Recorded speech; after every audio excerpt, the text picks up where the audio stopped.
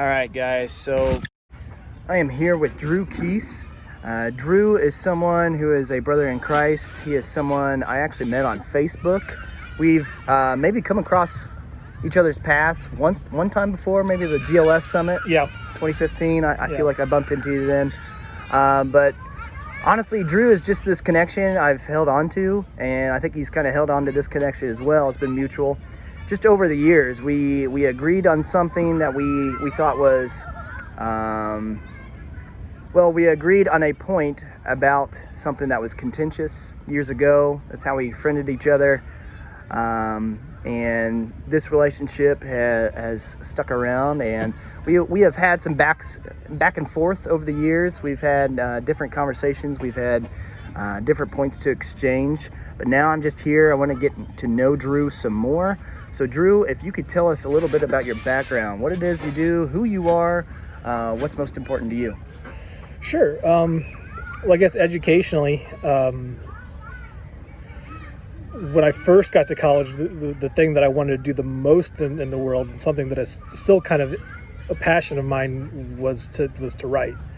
I went into college completely with the intention of becoming a writer, really wanting to write the next great American novel, and there's still a part of me that has that passion and desire. But through that experience, I ended up meeting an individual who had experienced a severe form of trauma. She had been severely sexually abused by, or her mother, I should say, her mother had been severely sexually abused by her father, who was also her grandfather. And as a Christian homeschooler who grew up in this bubble, it really shattered my worldview. And I kind of spent the next semester really kind of thinking through, really what I wanted to do with kind of how I perceived as my influence in the world. And I kind of landed back in a place of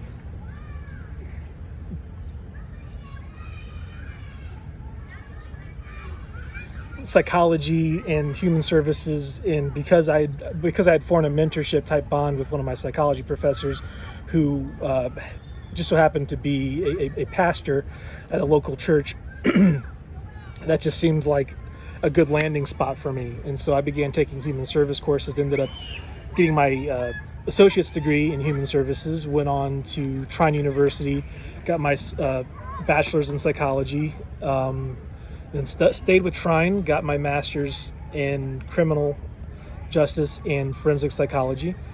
I spent a year and a half working for Youth for Christ, working with inner city youths, working with job skills, job placements, and after school programming. And then I have recently, within the last year, began doing social work here in Fort Wayne, Indiana, and the surrounding area, contracting with both DCS and probation, working with families who have been separated for various reasons, including drug addictions, substance abuse, and various other reasons like condemned homes and emotional abuse, physical abuse, sexual abuse, and seeing all that stuff kind of on a daily basis now, which is challenging, but it's also a very rewarding job, because I get to see a lot of good things happen with people, as well as the bad. But on top of that, from a more fun basis, in the middle of all of that education, spent 8 years managing one of the local movie theaters. So still kind of one of my fun hobbies is seeing as many movies as I can. Now mostly from the comfort of my own home, which I don't mind too much, honestly. But that's kind of me in a nutshell. Awesome. So you mentioned Orwell before. Yes. While I've not read 1984, oh, you missed it out. man, I catch all the references, though. I've heard enough about it. Brave New World is something I've read. Yes. Have you read that as well? Okay, so Soma, the addictive drug that everybody was on, of the lower classes especially. Yeah. Soma seems to be, in our world today, politics. People love to indulge. They get addicted to it. They get addicted to the drama. truly, our politics have kind of merged with live TV and that sort of drama. So, without rounding up all of our representatives, do you feel that there are representatives out there that are working across aisles? Do you feel that there are representatives in, maybe you have a name, maybe you do not? Do you feel that people are open and willing to have the conversation at our national level? Oh, sure. I think the unfortunate thing is that most of those people, we don't know their names because they're not celebrated. The celebrity politicians are the ones who refuse to work across the aisles because they're the ones who are paraded on social media and wherever we happen to get our news that particular day. Because we like our champions. We like our people who stand up for what we perceive to be our rights or our beliefs or our fashion statements, right? Whatever they happen to be that particular week. So I think I still believe the majority of our politicians are good. Okay, that's good. Okay, but I just like the optimistic outlook. Yeah, I like that. But I do think that. But I also think that if politics is our soma, social media is the syringe which we're injecting ourselves with. Yeah, absolutely. And it's certainly made it a lot easier to get it into our system, and it's caused so many issues because we're getting the most purely undistilled form of it. It's not watered down. There's no extra substances in it. It's pure. It's destructive. It's addictive. It's just terrible stuff. And social media is not presenting us with any alternative point of it. And it is, again, to go back to '84. It is, it's all newspeak. But it just comes down to. I think AOC is the great example on the left of being. I think she's an incredibly eloquent speaker and very intelligent person, but she's also very, very much an unwavering intellect. She has a very strong opinion, and she's not going to be budged from that opinion. In one sense, I could respect that from an intelligence standpoint. I don't know if that makes her fit for politics. Yeah. AOC is definitely sort of an enigma, especially for us on the right. She just kind of came out of nowhere, is our perspective. And while we appreciate humble beginnings, there's been so much research or lens or even spotlight given to her background, and she's definitely an interesting character, to say the least. So definitely what Ted Yoho has said to her, that should be condemned totally. For our politicians to behave like that, unacceptable. But, and here's where I first give you a little bit of pushback, AOC and what she has said about, say, our president. Oh, sure, and I'm not disagreeing. I won't disagree at all.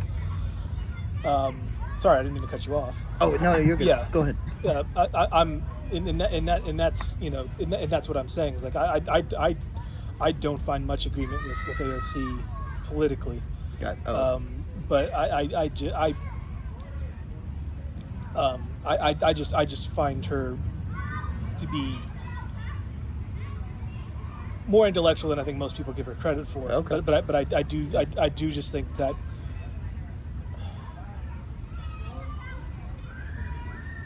I hope you catch my meaning when I say this. That I almost think she's almost too intellectual to be a politician.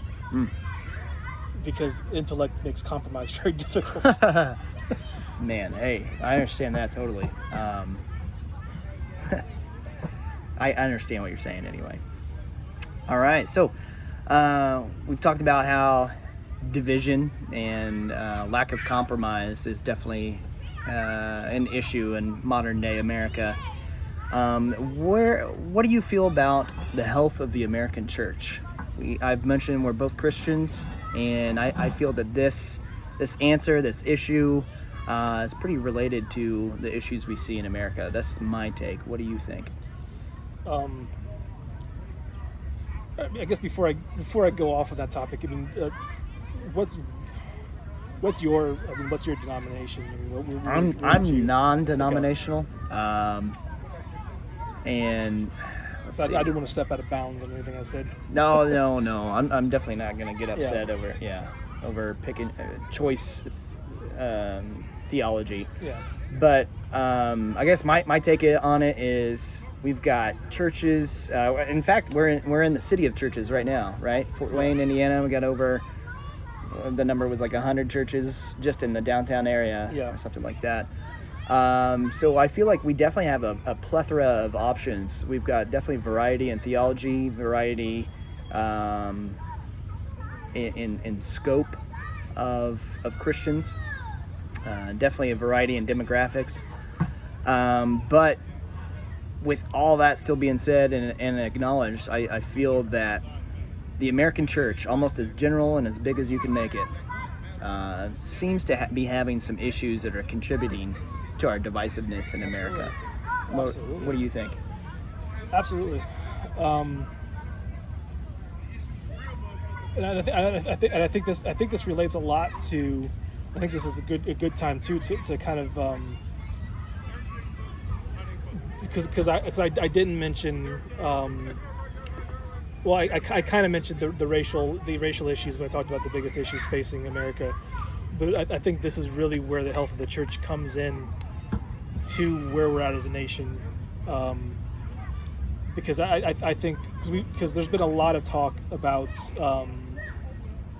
the civil liberty movements of the 60s and 70s. Yes. Recently, with everything that's happened within the last month. Or months, it's so hard to keep track of time. this My year. Goodness. We're in the eternal present. Right, always. exactly.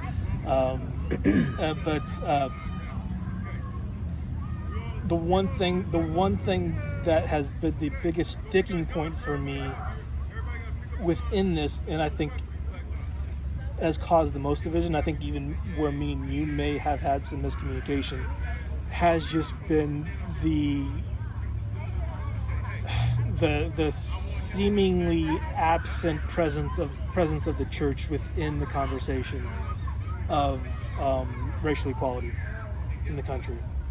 And the majority of Christian voices that I see have been starkly against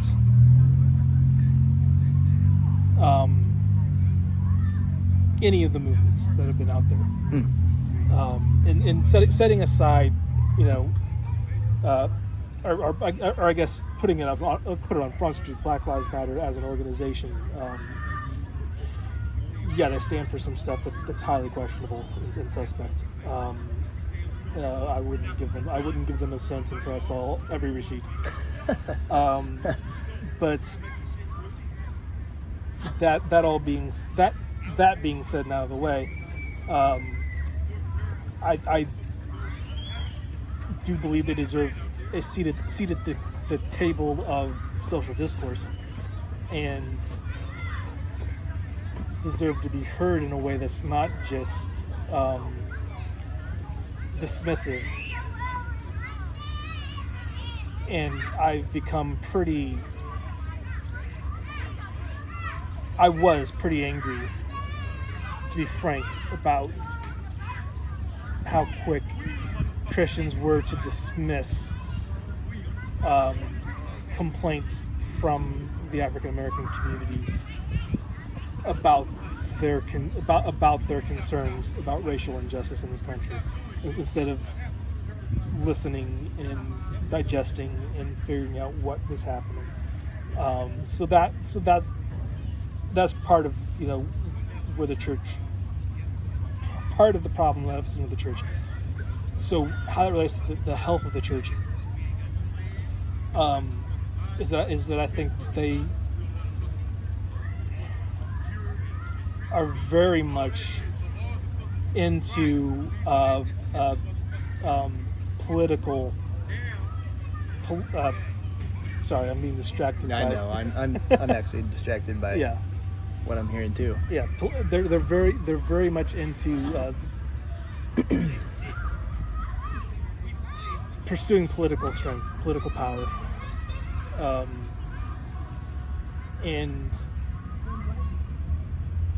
for so long, the evangelical church as a whole has been pretty much summed up as a two-issue platform. And that's not to say those two issues, being abortion and gay marriage, aren't important. And I don't want to discount those two issues at all. But those have been the only two issues that Christians seem to have cared much about. Yeah, I can agree with that assessment. Man, and you know what? I find it quite interesting that discourse over there is happening while we're having ours. Do you feel like we could go over there and talk to them? I wouldn't be opposed to it. Okay, I didn't know how you would respond. But I think he might need to calm down a little bit before. Yeah. I don't know, but we'll see if it comes down. But yeah, but that has been the issue, and why I think the Christian church has lost a lot of influence has been. There are so many social issues that affect people on a day-to-day basis, and churches have such a narrow view onto, again, important issues that I'm not discounting. I say that because I do feel like, anytime I post anything on Facebook about any political issue, invariably I'll get a comment saying, well, what about abortion? Which I will immediately delete because to me, I think it's a ridiculous thing to say you can't care about two or three issues at the same time. Right. Because that's just ludicrous. It really is ludicrous. And whataboutism just doesn't accomplish anything at all. And I'm tired of having that argument. and so when we get to a point where we're saying we can't have the discussion of the church can't have an accurate discussion on how we can address criminal justice reform because abortions exist, the church has lost a lot of its ability to speak on moral issues from a cultural standpoint. Yeah. Would you agree that increasingly we're becoming atomized agents? We're becoming very isolated citizens within the nation. We're becoming, there's almost a tribalism that's on the rise. Would you agree with that sort of general synopsis? And then I'll continue with your Christian point, because I'm going to see if you don't, then I'll go one way. If you do, I'll connect it. Well, I think so. I think there's two parties responsible. I think part of it is the culture at large wanting us to be isolated, and us being kind of okay with that. Yeah, for real. I mean, and going back to the founding fathers, my goodness, if they had social media, if they had Netflix, if they had sort of amenities and benefits we see today, arguably because of them in this nation, I don't think anything would have gotten done. The Declaration wouldn't have been written. They wouldn't even picked up arms, I don't believe. It's like that scene from The Office where it's like, Stanley Washington is still, whatever. Yes. That's hilarious. Good tie-in. Okay, so my point in bringing up this sort of tribalism that's on the rise, this sort of atomization that's taking place in our nation, it does seem that isolation is the end goal for a lot of us. People would like to go their respective ways and create in-groups as easily as possible. Christians especially, yes, I agree. We seem to be talking about two issues over and over and over, and we don't really know how to contribute to a meaningful discussion with civil rights or other issues. We tend to blend in, I feel, and that could be for good or for ill. In my perspective, Christians, unless maybe it's those two issues, which I agree on, Christians tend to blend in a lot of times without saying anything because they're afraid to cause an issue, to cause a conflict. Yeah. I come from a perspective where I view conflict as being necessary. I feel at least you're being honest. Yeah. Even if there is a rise in emotion, at least you're getting whatever out there. And you're able to cope with what someone actually believes, what someone actually thinks, and you're able to have discourse based on that or around that. For a lot of times, Christians just seem to, again, they tend to fold when we have convictions that are meant to be spoken, whether it's in a truthful or graceful way. Yeah. We tend to be the doormat, which is oftentimes a generalization about Christians, but can sometimes be very much true. So, do you see any of what I'm saying? Oh, for sure. Okay. For sure. And I think I think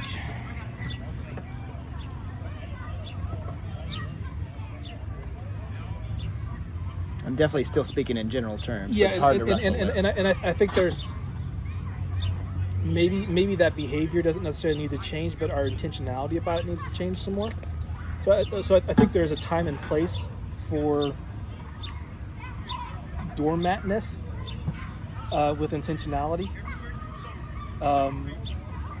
because I think we need to be there more to receive the culture's anger.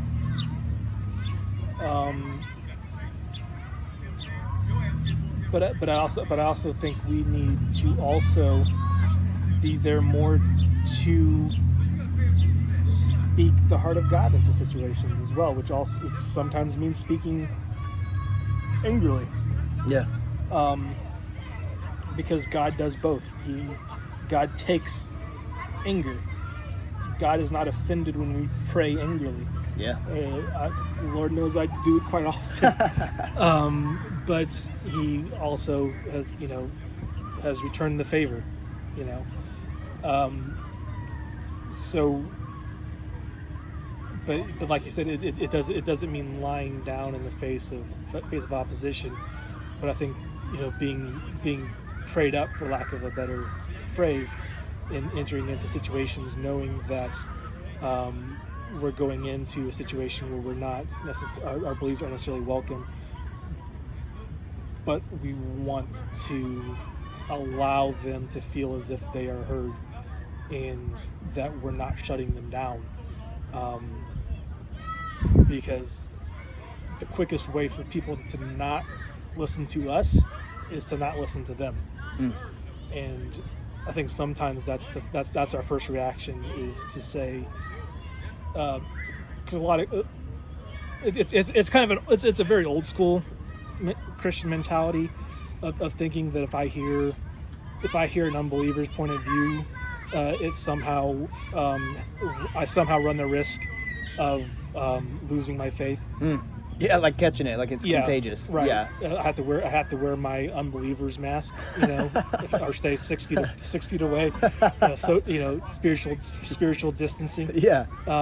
And like that's, to me, it's just like truth is truth. Yes, absolutely. And to me, even within my belief, I want to continuously seek out truth. In the moment I discover that truth conflicts with my set of beliefs, I want to change my beliefs to that. And to me, that's always going to point back to Jesus. It's always going to point back to God. And I'm not afraid of someone coming at me and presenting to me truth. That doesn't scare me. Yes. And so someone who doesn't agree with me telling me something that I don't believe in shouldn't frighten me. And if it does, in the times in my life when it has, I think that's a sign for me to do some introspective of, am I idolizing my own set of beliefs at that point in time? And I need to kind of take that to the closet and do some work. Yeah. So I think I hope that train of thought makes sense. Absolutely it does. Now, so I feel if I'm just to summarize what you've told us, your giftedness seems to be more of a counselor, seems to be more dealing with people and their issues and their past. I come from a perspective, whether as a teacher or I'm actually a certified life coach too, where I'm taking somebody from where they are and pointing them to their future, pointing them onwards. I feel like, especially because the body of Christ is diverse, maybe some of us are more cut out for the welcome mat reception than others of us. I definitely take issue with it a lot of times, and I feel like, especially as a male Christian, sometimes male Christians are encouraged to be soft-spoken, encouraged to fold or to step back. And I feel like for some people that might be the correct prescription. Maybe you need to listen more. Maybe you need to reflect more. Maybe you need to not approach adversarial confrontations with a certain tone. Yeah. However, I feel that there are also Christian men that need to lead, Christian men that need to be pointed, Absolutely. Christian men that need to lead others. Absolutely. Okay, so you agree with that? So yeah, it's. I mean, I guess, and maybe piggybacking off of that, it just makes me think of maybe in that sense the issue is.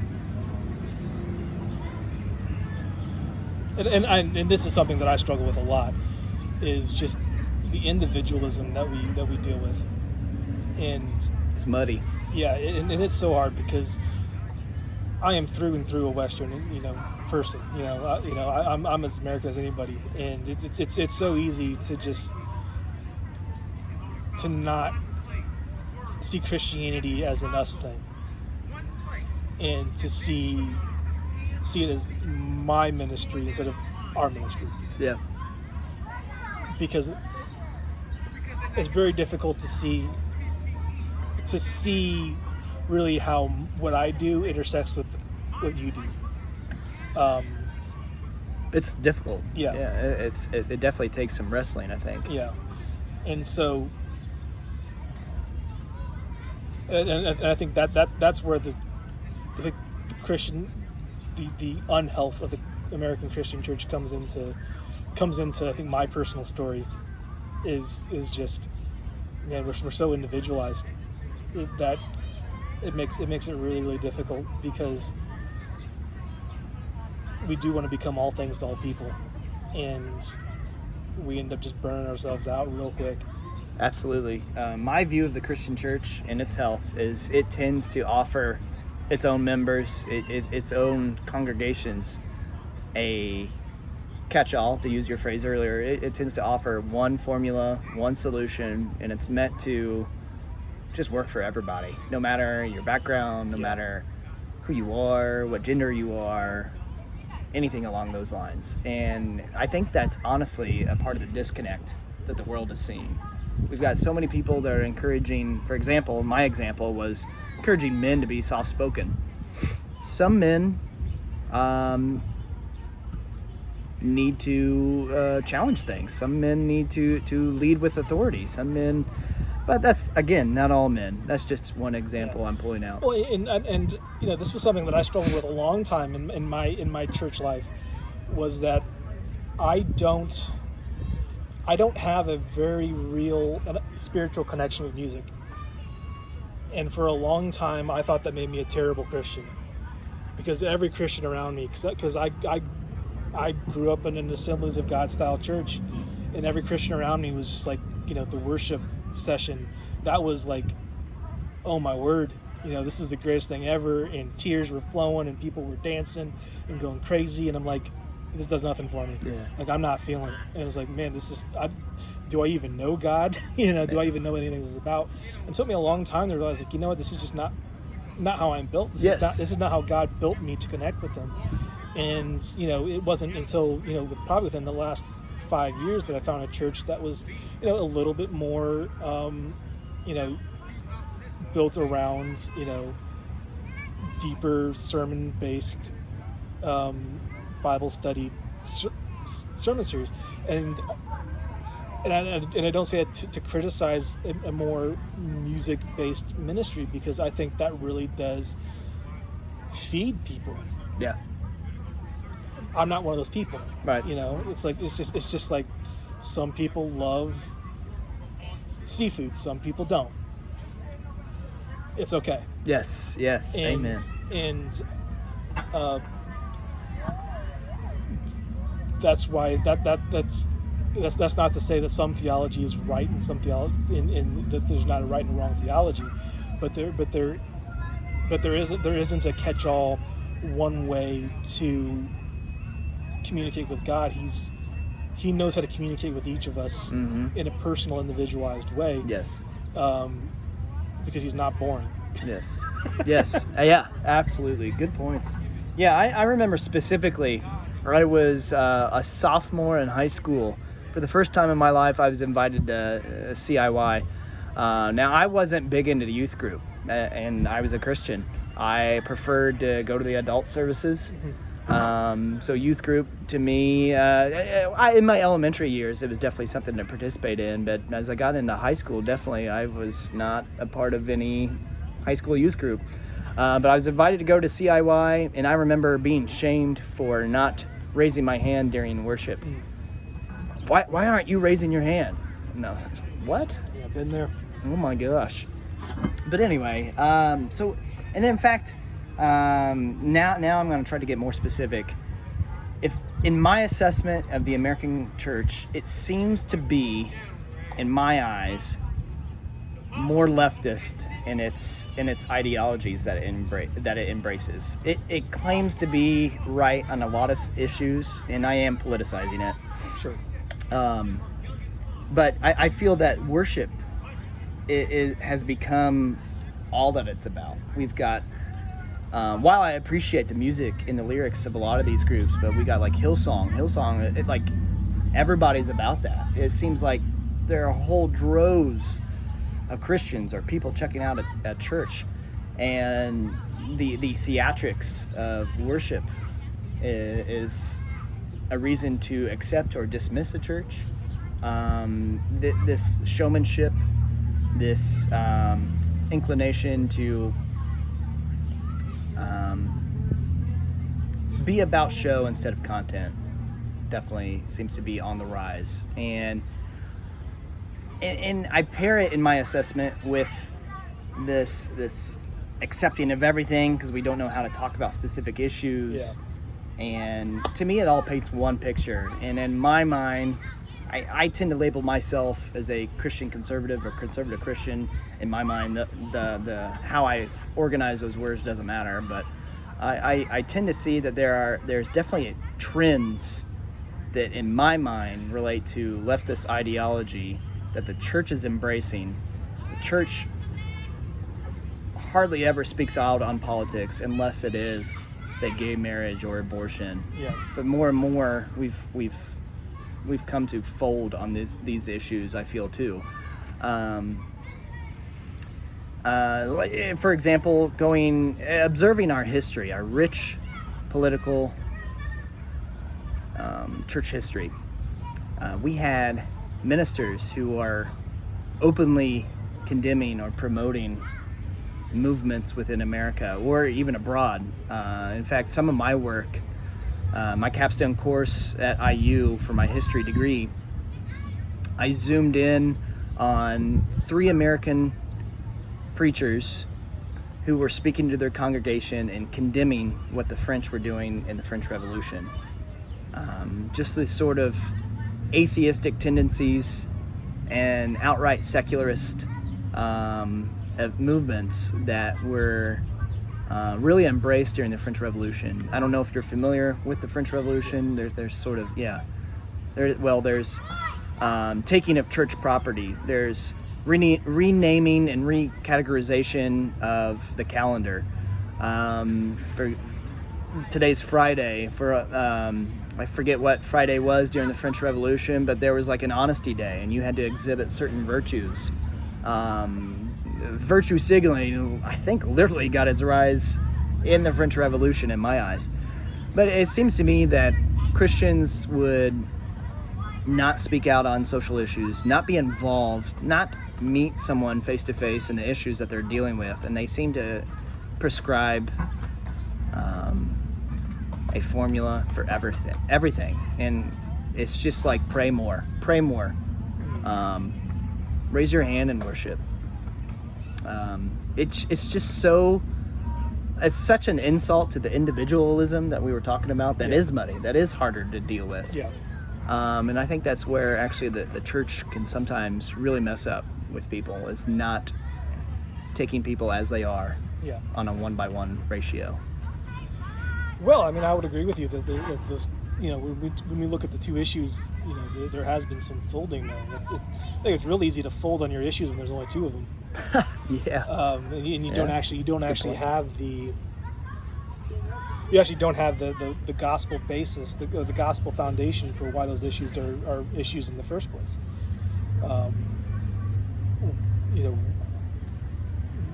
Do we really understand the foundations for why we should disapprove of abortion?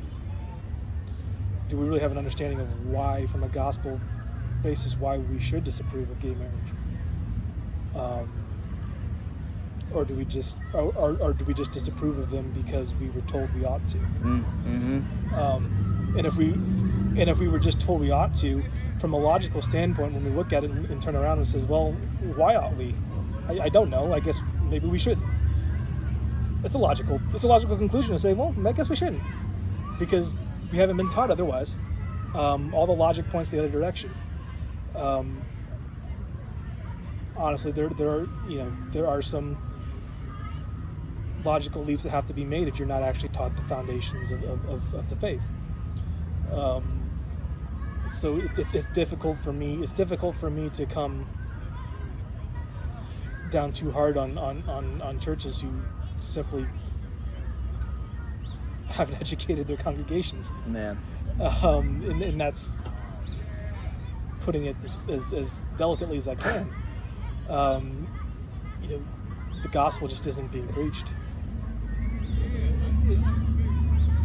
It's very rare. You turn on to any mega church. You mentioned Hillsong. I don't know how familiar you are with any of the preaching, but I don't know when's the last time you actually heard the gospel come out of anything that they've produced. I'm actually personally not familiar with their churches. Well, I can tell you can go through a lot of their material without finding much mention of the gospel. And you're probably better off not being too familiar. And that sort of stuff is just sad. And whether or not it's intentionally leftist or not, I think it does cause an erosion of those foundations, which causes the folding on the two key issues that have been hooked on to by the American political right-wing establishment. Yes, yeah. which I have some opinions on that, but maybe that's for another discussion. But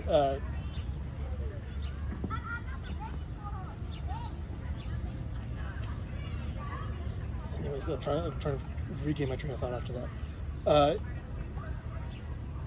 So yeah, I mean, as far as just like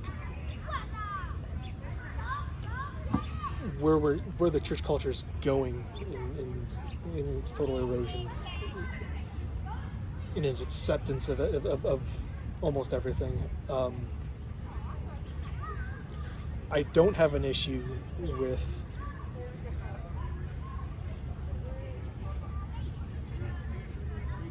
the concept of saying we need to do better about how we treat individuals who deal with certain sins. If that's the heart of it. I do take issue with it when we remove the sin of it all.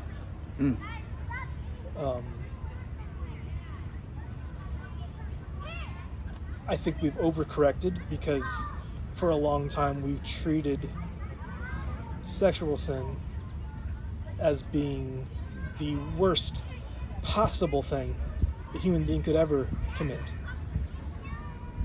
to now it being no big deal at all. And as a matter of fact, it may not even be a sin. Just forget about it.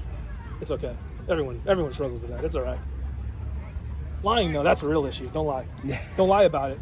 But, whatever. Yeah.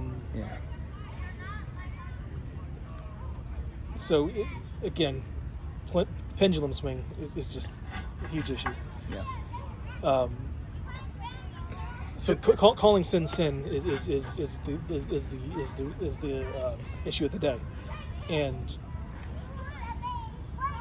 yes, we need to do a better job of finding ways to effectively not push away LGBT individuals from church. We shouldn't be calling them scum of the earth. Yeah. We shouldn't be spitting on them, stoning them. We should, Right. Whether metaphorically or physically, we shouldn't be doing that. Yeah. But we also shouldn't be placating them either, allowing them, positions of leadership and that sort of thing. Because sin is sin, and so there needs to be that strike of balance. And I'm a big believer in holding all of our church leadership to a high standard of moral accountability, which I just don't think is present in Absolutely. the American church. Oh my gosh. People assume, especially Christians in leadership, once you're in a position of leadership, it's only the hierarchy that you're hired to work in. That like if you're at the bottom of this hierarchy at your church that you work for, you can be criticized by everybody on top, and the people on bottom can't really criticize anybody on top. And no, it should be a mutual accountability. So we're definitely seeing some agreements on a lot of this stuff, which I wasn't sure about, to be honest with you. So okay, I would think I'm just going to give you a couple more points and we'll wrap up. Sure. So, in my assessment, I feel like surface level, it's easy to perceive American churches as being on the right on the political spectrum. And I talked to you about the toleration of everything is actually some of my reasoning for why it seems more left-based. I think the one point we'd probably disagree on in that is the intentionality of how intentional. And what do you mean? How intentional the political stuff is within the church. I don't think it's as intentionally left as perhaps you would. Yeah. Okay. I think it's more defaulting that direction, mostly because I don't believe the American political parties believe in as much as they say they do. I think they adopt these issues this is my political cynicism showing through. I led with my optimism. My cynicism will close this out. I believe I believe the political parties adopt a lot of these issues to appease bases, in the most part. I think the worst thing that could possibly happen for the political rights is the abolition of abortion, because they would have nothing left to garner votes. It would be over for them. But that's a whole nother ball of worms, right? Yeah.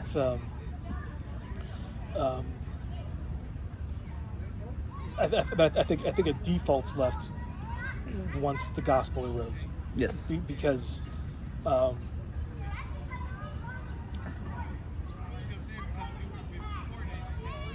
mostly because I think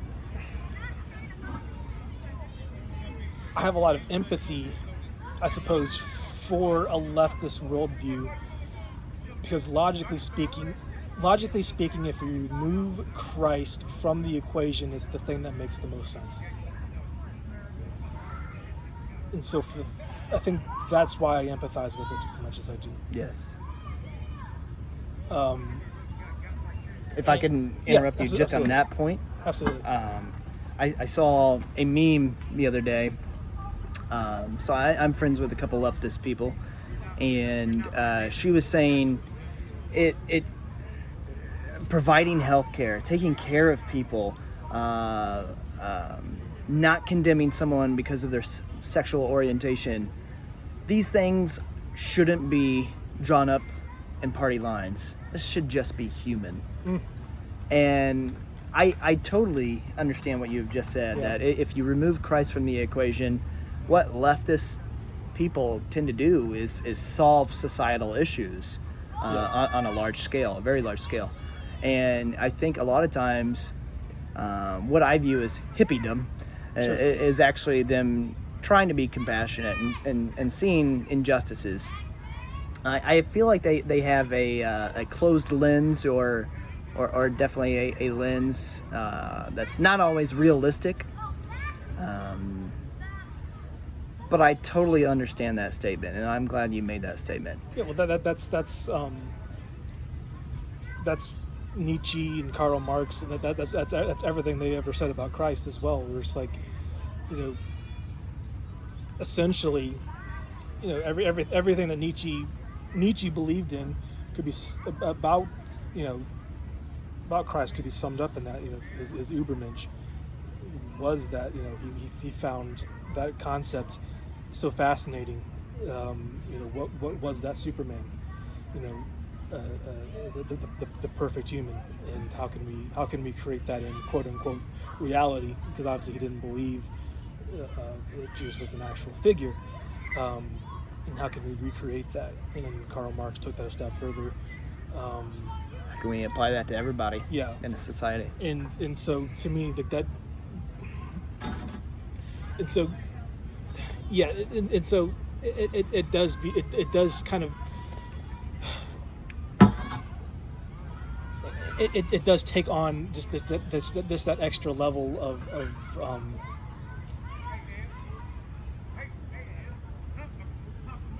of compassion that they have. This is their attempt to fill that hole. It's what Donald Miller, who ironically, is a liberal individual himself, but what Donald Miller referred to as the Genesis theory of human interaction, every, which is his explanation of Freud, where every human interaction is an attempt to bridge between where humanity is in the divine, where Freud said that human motivation is sex, and Freud's definition of sex isn't what us 21st century Americans would call sex. It's essentially intimacy, human touch, human emotion, human intimacy. And so, but Freud was an atheist. We as Christians would say that human motivation is spiritual intimacy. So in that sense, Freud is very much correct that we're motivated by spiritual intimacy. Yeah. And so I believe that politics becomes that last resort for the unbeliever of creating some kind of spiritual intimacy. Marxism fills that bill pretty well if there is no spiritual component. Yeah, especially if there's an erosion of national identity. If we're all, I mean, if we truly are gravitating to tribalism, Marxism, it tends to fit the bill. Yeah. For the way we seem to be gravitating. Okay, so now we're just going to finish it up here, and my question to you, it's very general, it's as big as you want it to be, but what is the solution? What would you like to pass on to our listeners? What is the solution to issues you see with society? What is the solution you see with our nation? Any way you want to take it, just preface it with maybe which way you're going to be taking it, and then just tell us what you think the solution is. Well, it's meant to be big. yeah. Well, I guess on the macro scale, I mean, the solution we know is that one day, and I believe one day soon, all this is going to be replaced, and our king's on his way back. For that, I'm grateful. We can elect the perfect president one day, and it still won't be enough to fix all of this.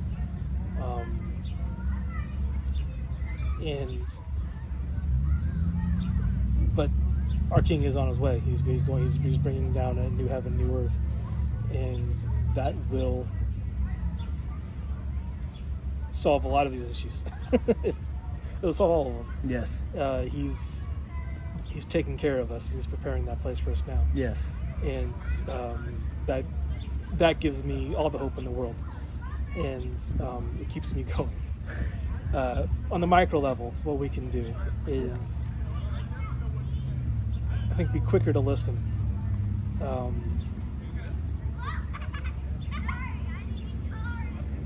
And I can only speak for myself, but quicker to understand that we can't all be the full body of Christ. Have a better understanding of where our brothers and sisters fit in, and play our roles well together, and to not attack these issues on our own. Find out how we can do this together, as brothers and sisters, as the body together. Yeah. That's the only way that we move forward. It's the only way we give our communities, our cities, our states, our country hope. We continue to participate in our elections, continue to be vocal on our social medias, continue to do all that stuff. I'm not a believer in not participating in those sort of things. I enjoy political discussion. I enjoy those debates. I think that's a lot of fun. I think that's interesting.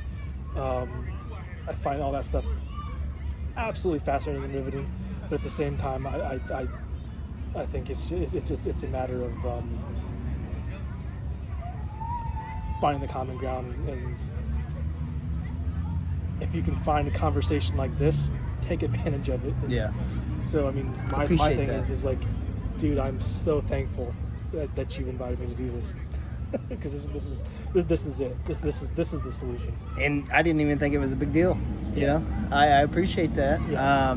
For real. And looking back over this conversation just now, I was just thinking, we really haven't had any disagreements. I mean, if there was, it was maybe in how to diagnose an issue, but it really wasn't even that different. Yeah. Even in the disagreements are common ground. Yes. Yeah. Yes. So I think more people need to be aware of that in disagreements you can still build a bridge. That's that very commonplace catchphrase for American Christians. You got to build a bridge. You got to unite. Yeah. And I think that is what we have done today in our discourse. And I really appreciate you taking this time. Absolutely. All right, Absolutely. Man.